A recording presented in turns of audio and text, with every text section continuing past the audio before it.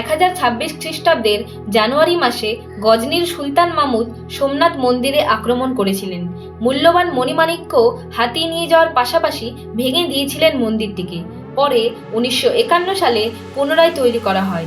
সেই দুই ঘটনাকেই স্মরণ করেই ঠিক 2026 সালে 1000 বছর পরে সোমনাথ স্বাভিমান পর্ব অনুষ্ঠানের উদ্যোগ নেওয়া হয়েছে। প্রধানমন্ত্রী নরেন্দ্র মোদী এই শৌর্যযাত্রায় অংশগ্রহণ করবেন। প্রধানমন্ত্রী নরেন্দ্র মোদী সামাজিক মাধ্যমে পোস্ট করেছিলেন, সোমনাথ এই নামটি শুনলেই আমাদের হৃদয় ও মনে এক গভীর গর্বের অনুভূতি জাগে। এটি ভারতের আত্মার এক শাশ্বত ঘোষণা। এই মহিমান্বিত মন্দিরটি ভারতের পশ্চিম উপকূলে গুজরাটের প্রভাসপত্তন নামক স্থানে অবস্থিত। দ্বাদশ জ্যোতির্লিঙ্গ স্তোত্রে ভারতের 12টি জ্যোতির্লিঙ্গের প্রথমটিতেই সোমনাথের নাম রয়েছে।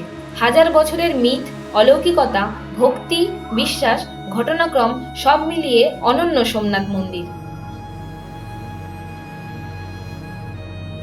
মামুদের পর 1299 খ্রিস্টাব্দে আলাউদ্দিন খিলজির সেনাপতি, 1394 খ্রিস্টাব্দে মুজফ্ফর খান এবং 1459 খ্রিস্টাব্দে মাহমুদ বেগদা মন্দিরে আক্রমণ করেন।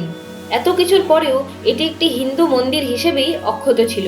ঔরঙ্গজেব 1706 খ্রিস্টাব্দে এটিকে মসজিদে রূপান্তরিত করার আদেশ দেন।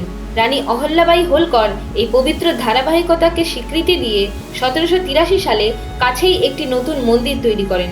এখনো পর্যন্ত 50,000 ভক্ত মন্দির রক্ষায় প্রাণ উৎসর্গ করেছেন।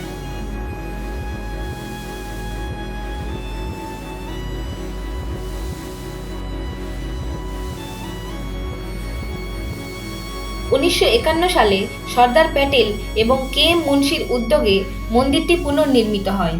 এটাই ছিল আধুনিক ভারতের সাংস্কৃতিক বিজয়ের শুরু। সেই অনুষ্ঠানে উপস্থিত ছিলেন তৎকালীন রাষ্ট্রপতি ডক্টর রাজেন্দ্র প্রসাদ। 1951 সালে সোমনাথ মন্দিরের আধুনিকীকরণ করা হয়। 2001 সালে সেই আধুনিকীকরণের 50 বছর পূর্তি হয়। সেই অনুষ্ঠানে উপস্থিত ছিলেন অটল বিহারী বাজপেয়ী ও লালকৃষ্ণ আদবানি। আর চলতি 2026 সালের 1951 সালের সেই ঐতিহাসিক মুহূর্তের 75 বছর পূর্ণ হবে। এবার বিশেষ শৌর্যযাত্রা করবেন দেশের প্রধানমন্ত্রী নরেন্দ্র মোদী। সংবাদ টুডে নিউজ ব্যুরো।